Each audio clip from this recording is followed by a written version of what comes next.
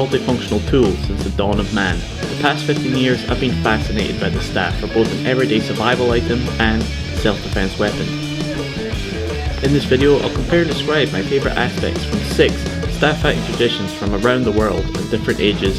Within these arts I believe we can not only gain appreciation for history and learn effective self-defense, but also methods for training fitness, focus, flow, and stillness of mind that has application for everyday life.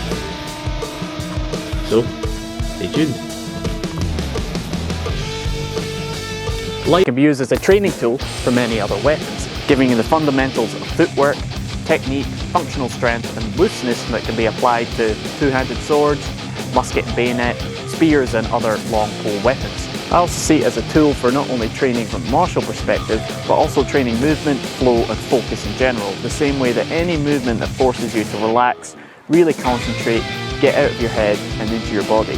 And from the perspective of the traveller, your staff is nearly always close to hand, meaning your practice tool is always with you, giving you more opportunities to practice, meaning you're more likely going to get better. And finally, the staff is often praised by many historical masters to be a superior weapon compared to many other hand weapons that you might come up against, as it's very dynamic. You can use both sides to strike, cut and thrust.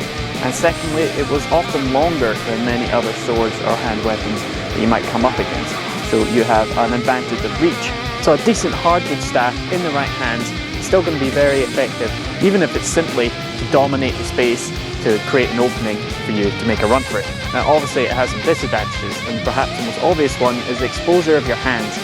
They're not protected by any sword guards, and it really doesn't take a very powerful hit to break or to lose a finger. But different styles try to avoid this problem with techniques like deflective parries, moving of the hands and pinch grips.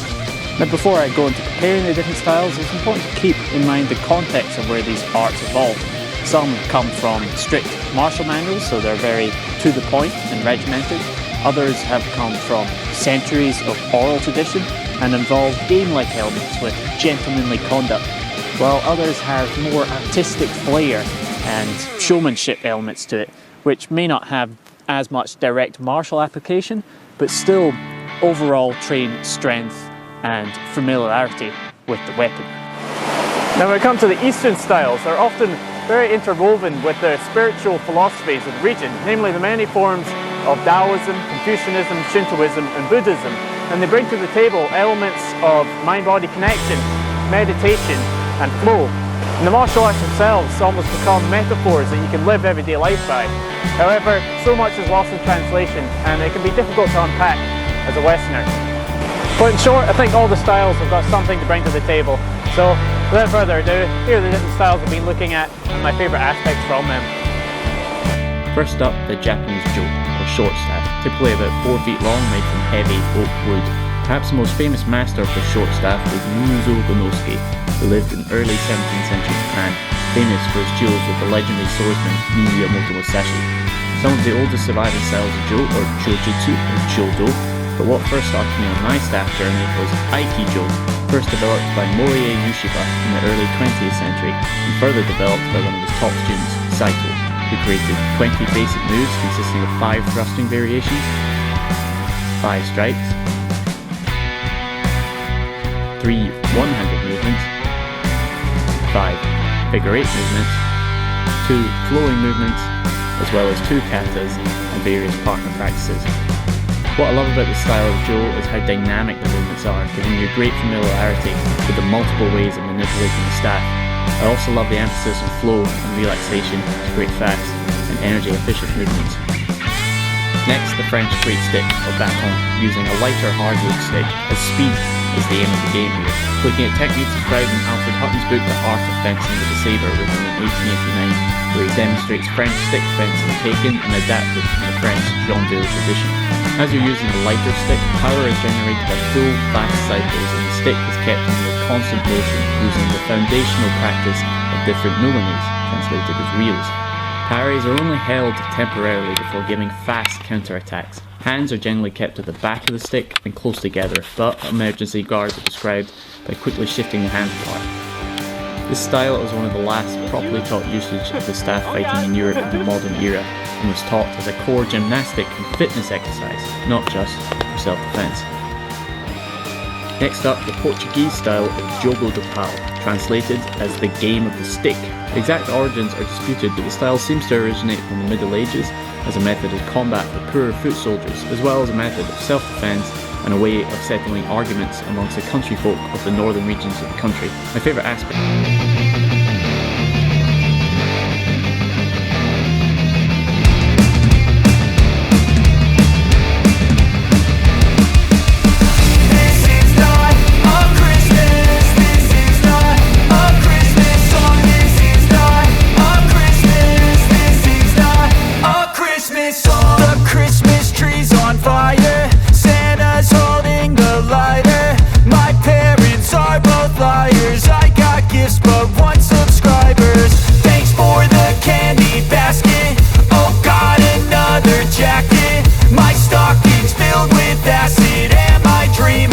Just happened.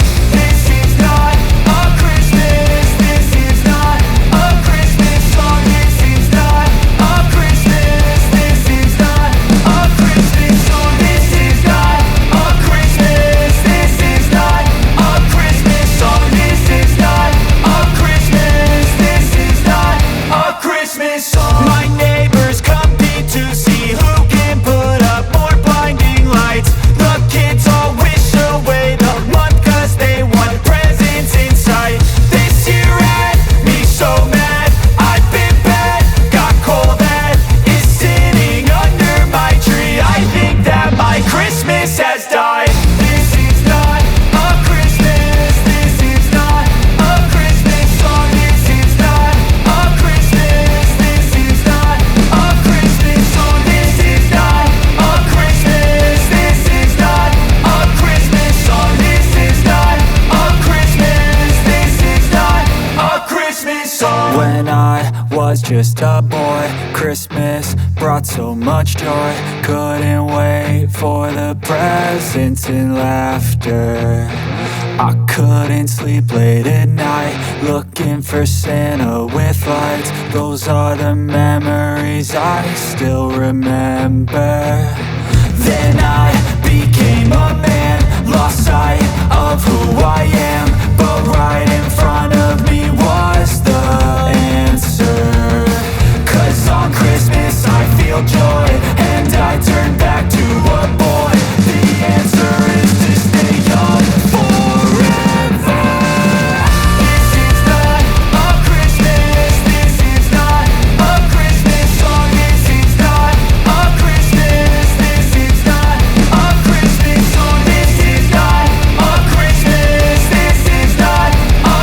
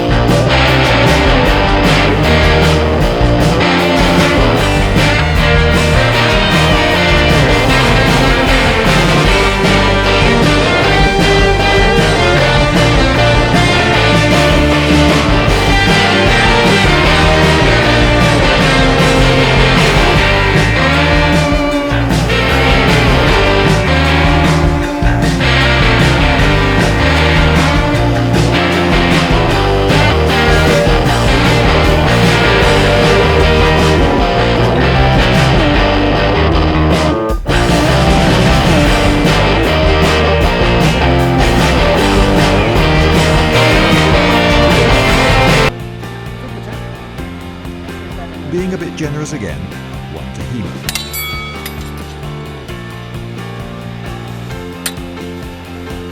Now I'm leading with my left, but I'm right-handed and generally feel that I'm quicker and more assured leading with my right. I swap back.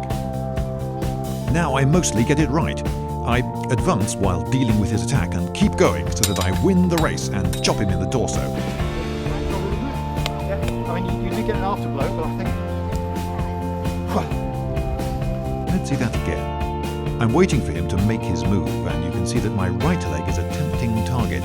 I read the start of his attack and start advancing early into my block. There's the block, and at the same time I'm chopping at his wrist with my other sword. I press the attack, keeping contact with his sword with my right sword while he tries to pull it away to escape. I follow his movement and bring my left sword to a blocking position and hit him in the body with my right sword, which was free to thrust forward as soon as he withdrew his sword from it, which is a classic Wing Chun principle.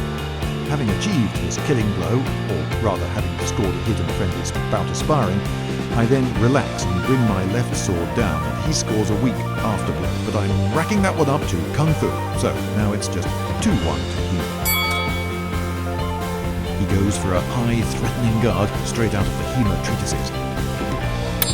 Nice metal-on-metal clang. I leave my leg a bit vulnerable and he almost snipes it.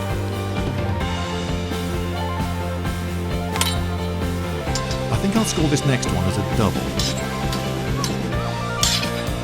Oh! Okay. Flash, yeah, but caught the second base in the head, so there's no reason about that.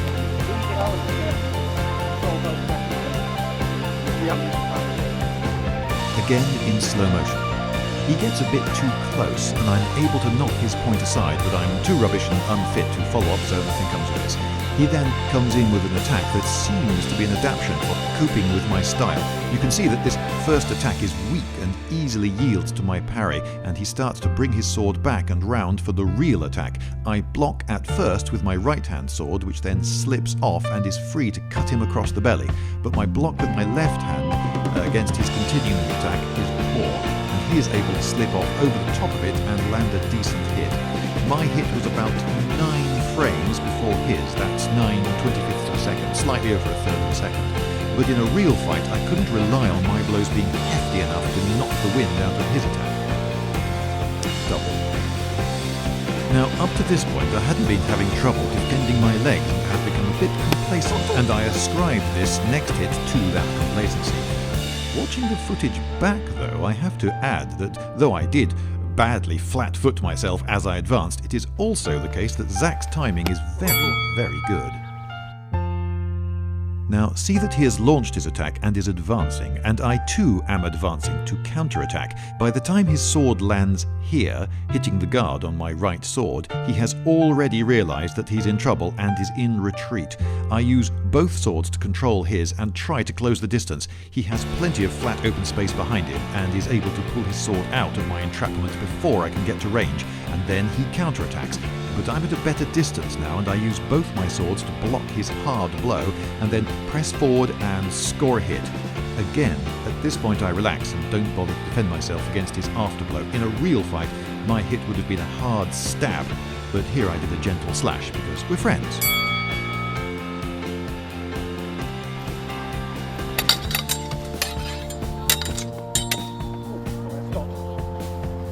It's all very messy, isn't it? Yeah.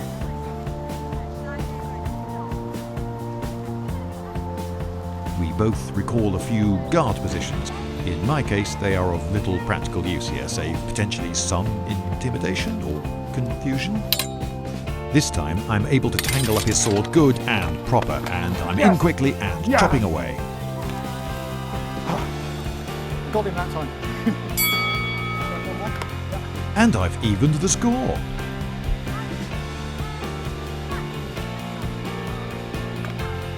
Whoa.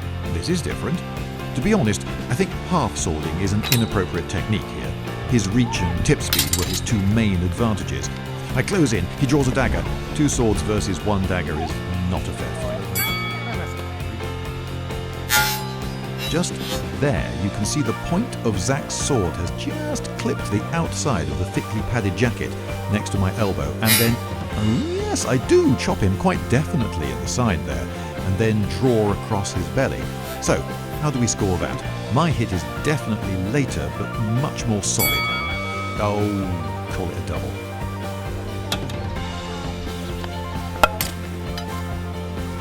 I don't think either of us hit the other there.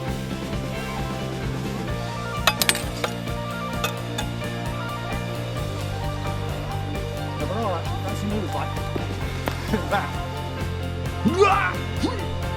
Which did actually do, but he got me first. We both hit. I'm not counting that. It wasn't a serious attempt.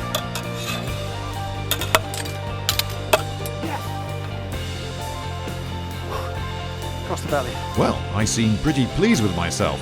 Let's look in detail, though. I deal with his thrust with my right sword, then step in as he withdraws his sword. I bring my left sword up to defend and chop into his side and draw my sword across his belly, but then bonk! You see his sword hit me very near its hilt a bit later. To do this, he had to push his right forearm into the blade of my left sword, but if his arm were armoured, that might be fine. If I were not wearing a helmet, how bad would his blow have been? Not fatal, I'd say, but I'd have a great scar on my forehead to boast about. One to me? A double? Who's to say? Now, arming sword on its own against me.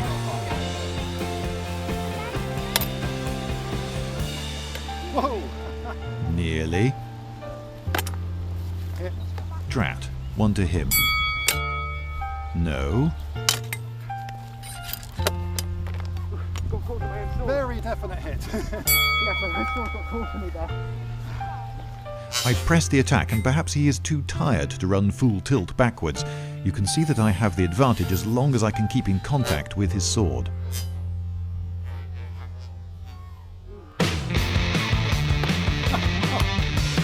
Oh, blasted.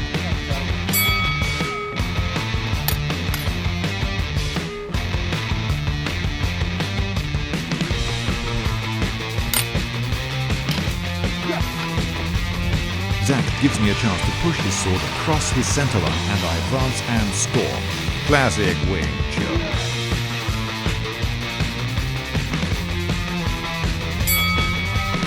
6-all to play for.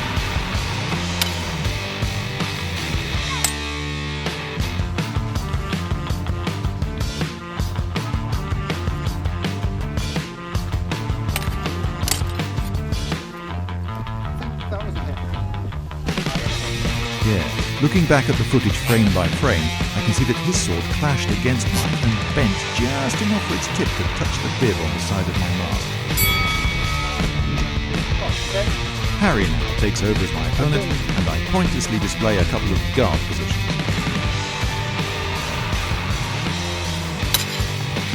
The double? Yeah, but there's also... I think that was more...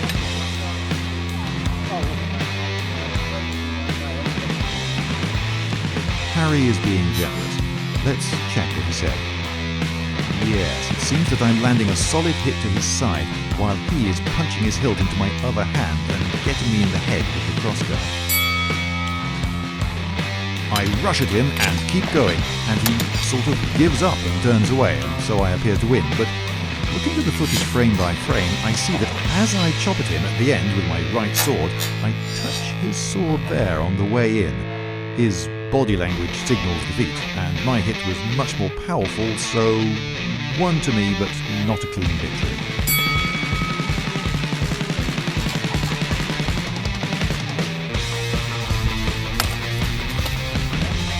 It seems to me that he froze a bit there, perhaps intimidated by the unfamiliar weapon combo. Demonstration for the camera. That's the classic defence. I haven't actually pulled off yet. So that's the classic defence against one-handed sword. Wait for it to block with one, cut the wrist with the other. True, but my foes here have not made it so easy for me. He was very slow to retreat there. I'm probably the fresher of the pair of us. Yeah, but Bill will as well, double. Yes, a clear double. My hit was to the torso and his to an arm, which might count for something, but even so, a definite double. I should have charged in there. it's too slow. No, it's too slow. I had a great opening there.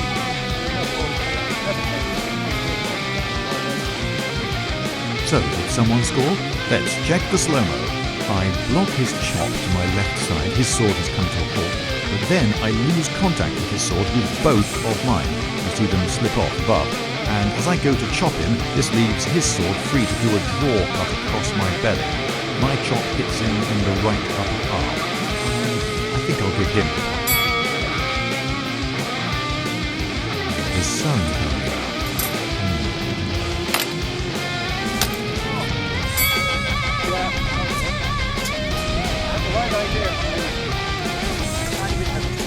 Yes, he caught me napping with a quick, well-timed thrust. Again, I miss a good chance to charge in. They are precious. I do charge, and he doesn't know what to do. In a real fight, I think he would at least have swung wildly and hoped, which would have been a big problem for me.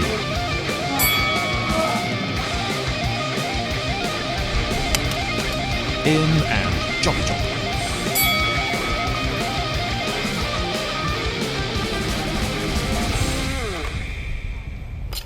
Same again, but not as clean. You put your hand up there, so no, it was a hit. I think it would be a very weak hit. But the frame by frame suggests he was too late. I hit there, then his hand arrived.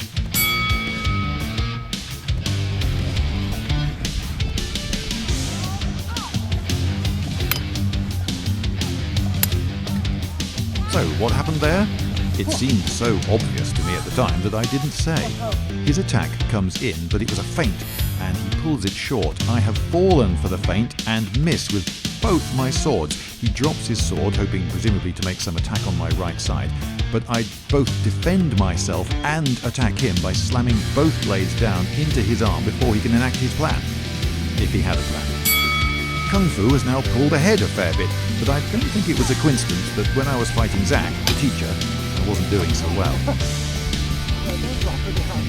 Again, he gives up under pressure and I chop in, but watching it back carefully, I see that the tip of his sword did touch my leg just there before I knocked it aside. So I'm giving this one to Hema.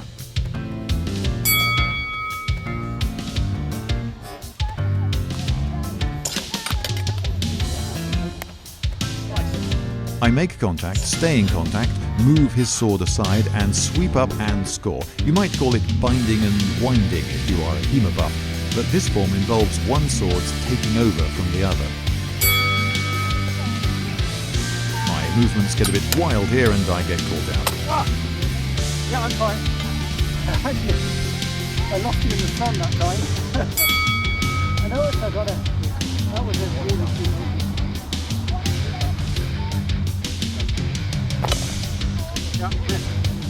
Did you see what happened there? Neither did I, it seems, but I see it clearly enough now. Too lazy to change the camera angle, I am still staring into the sun. He opens with another flourishing feint, but this time I can see that something isn't right and I back off.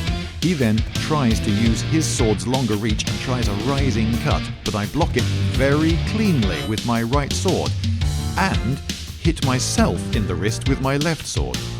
Should Hema score a point? Yes, because of Kung Fu incompetence.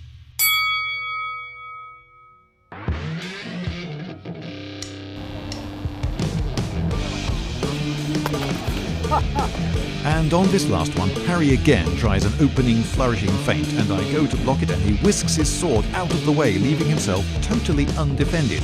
Following the standard Wing Chun practice, I then thrust ahead from my center line and chop him on his center line in the chest, while he goes around the outside and chops me there, on the leg. This is a good way to score a double against me, but not a great way to stay alive. Okay, double. Right.